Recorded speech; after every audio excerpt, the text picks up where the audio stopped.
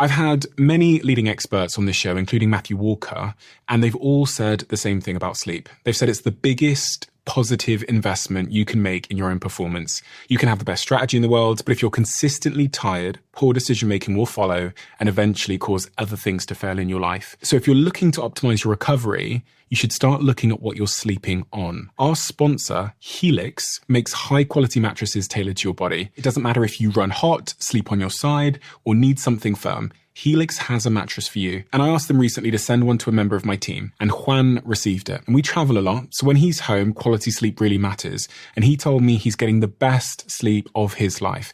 And the data backs it up, with 82% of people in a Helix study saying they saw an increase in their deep sleep. And with a 120-night trial, you've got 4 months to prove it to yourself. You can get 27% off at helixsleep.com/diary. That's helixsleep.com/diary.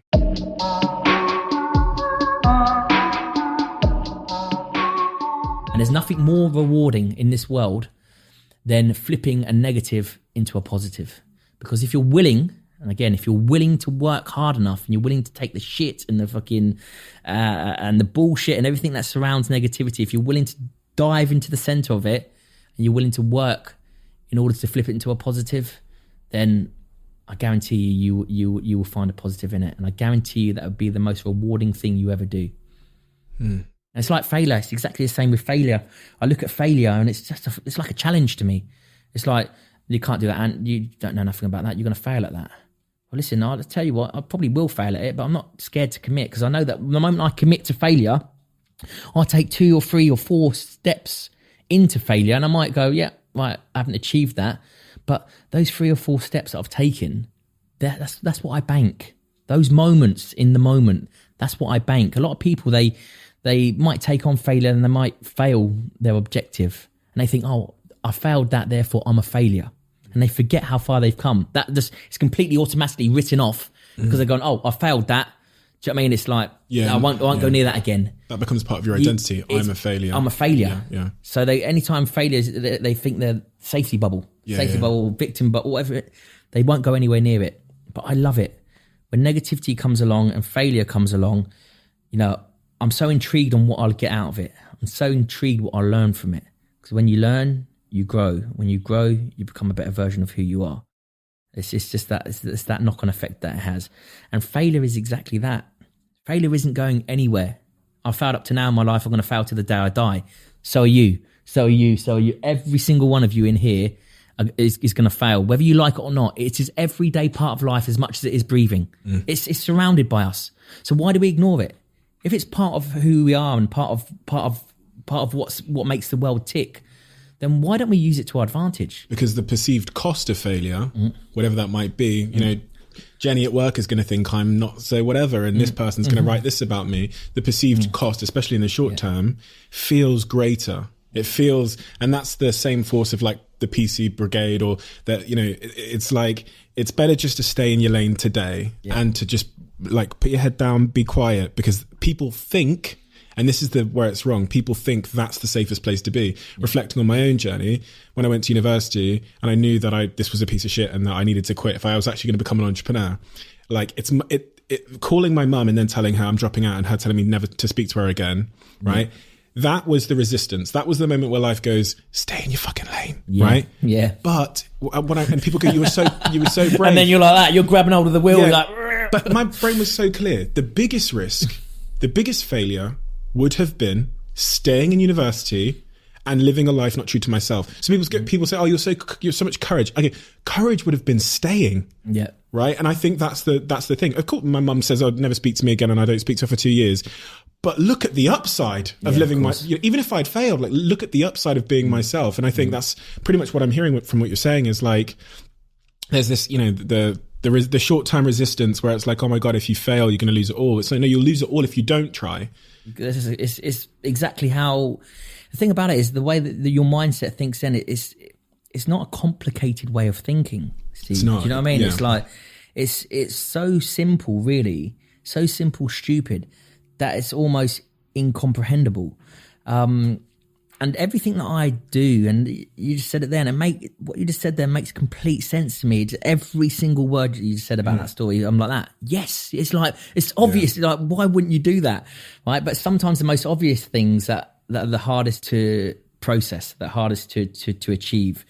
And with my books and my tours, you know, I don't get people coming off my tours going, and you know, I've tapped into this part of my brain now. Thank you for this. It's like, they come off my tours or read my books and go, and it was always in there. Yes. You just gave me this kick yourself moment where I'm just like, how did I not see that? How did I not? You put it in such layman terms, because I'm a simple man. Do you know what I mean? I'm not an intellect. I'm not a bookworm. I'm a simpleton. I'm a simple man. I keep things, the way that I get to my answers is good, bad, right, wrong, positive, negative, yes, no. Do you know what I mean? I keep it, and it's listening. But it's listening to who I am. And it's the most simplest way of getting to where you need to be. But we let the constraints and the bullshit and the complications of society and what other people think cloud all of that. I almost see it like two dials. Right. One of them is this voice inside, which everyone has in them. They're saying, go and dance in the hills of Costa Rica. And then there's this other really loud dial, right? The sound dial. And it's society and your mum and your whatever. And that one's saying, go be a fucking lawyer and shut up. Right. Yeah. And in all of our lives, I think one dial is a little bit higher than the other. Of course it is. And the challenging thing, but the most important thing you can do if you want to reach your potential, be happy, avoid mental health issues, avoid midlife crises, is to like turn up the internal dial and just try and get that other dial, which is society's voice, right down to fucking zero, right? Yeah. And I just, do you know? And I just feel if everyone could just do that in their own lives, which is not easy to do, because listening to this internal voice is going to come with real resistance. Yeah. People are going to cancel you. Yeah. My mum's going to not speak to me for years, right? But that's the short-term cost for a long-term gain. And as is the way with comfort, I see like comfort in like avoiding that resistance it looks like a friend. It's a short-term friend, but a long-term enemy. And if you'd in the moments where you've said you've been like cancelled, quote unquote, had you caved, short-term friend probably would still have a show or two. Yeah, of course. Long-term. But long-term, and I say to people, what you've got to realise is that you are with yourself 24 hours a day for the rest of your life. No one else can even come close to that. No one else will even come close to that. So you are with yourself your whole life. People, they come and go. Situations, they come and go. So ultimately, you've got to live with yourself first before you try and live with anyone else, before you try and live with any situation, before you try and put yourself into any environment. That's what I say to people. And they go, well, I'm like, you're with yourself 24 hours a day to the day you die. Nothing comes close to that. No one comes close to being anywhere near that. That's the person you've got to honour. That's who you are. Yeah. So that's the person who you've got to honour. That's the person that you've got to make happy. That's the boss. That's the boss. Right. That's the person. And it's impossible to please that voice and that voice, right? So like, but please yourself, and ultimately, you know, what comes out, it will, you know, should be raw, should be authentic, should be true. So, and then you'll find your belonging. You'll find your circle. You'll find your like-minded people. You'll find you'll find your belonging. It's like, you know, you must know, as you get more successful, as you start thinking, you start changing, you start evolving your mindset more and more and more and more, your circle gets smaller and smaller and smaller and smaller. I'm happy with that. You know, I'm happy with that, because not that I'm above anyone or below anyone, you know, we're just on different ends of the spectrum. Okay, because guess what? I'm going to keep evolving. My mindset's going to keep changing. I'm going to keep getting wiser. I'm going to keep getting more knowledgeable. I'm going to keep being honest with myself. You know, and for me, that's my purpose in life. Nothing out there. You know, it's nice to have the nice cars, the nice houses. Don't get me wrong. It's nice to have money. I've had no money, and now I've got money. I know which side I'd rather be on. Okay, that's all. But that's all that comes part and parcel with being true to who you are.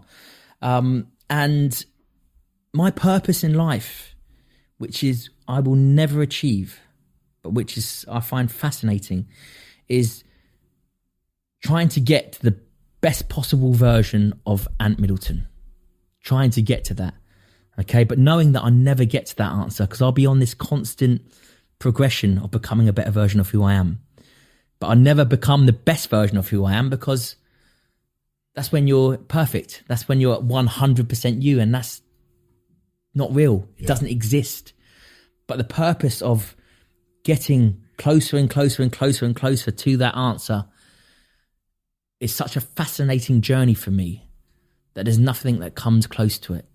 There's nothing that comes close to it. And whether I have the counselling or the shows that keep coming, or the TV production companies that call me now, and the channels that call, whether I have failures or whatever it may be, all of these, everything that bounces in towards me is something to learn from.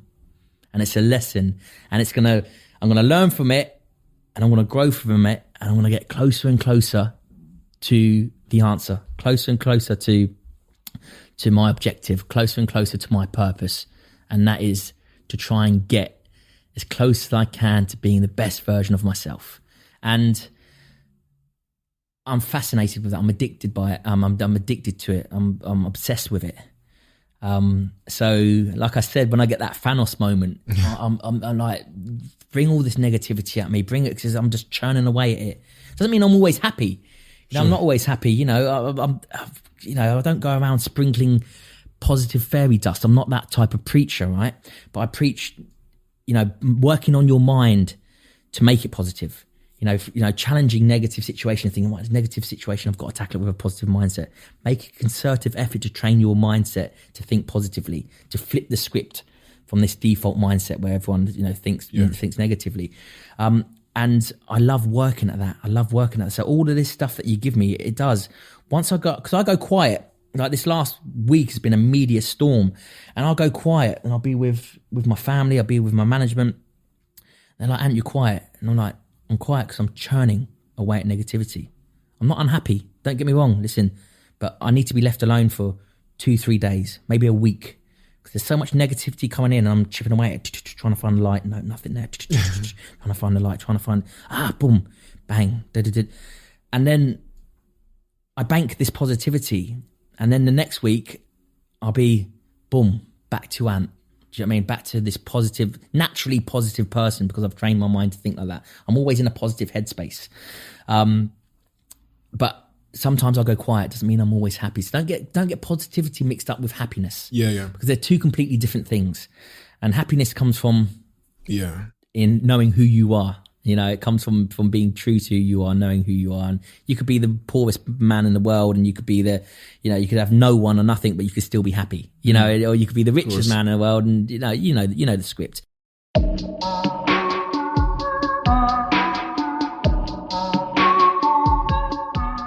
For the last couple of years, I've been working on something that I realized every podcaster listening to this, but actually probably every creator listening to this, might just need. Podcasting is difficult for many reasons. And one of them is that these hosting platforms don't give you much information. And also, because they're so fragmented, you kind of have to go through every single platform, uploading it to YouTube, and then taking the same big old video file and uploading it to Spotify's platform. It takes huge amounts of time. And that friction means most of us don't do it. That is the problem we set out to solve. And so we built something called Flightcast, which you can find at flightcast.com. And today, Flightcast is also one of our show sponsors. And some of the world's biggest podcasters are now using our platform to run their shows because it gives you an edge. It saves you time. It gives you analytics most people won't typically get. It allows you to use AI to be more informed on your show. And it has growth tools that other hosting platforms don't have. So podcasters that are using Flightcast have this unfair advantage. So go to flightcast.com/DOAC now.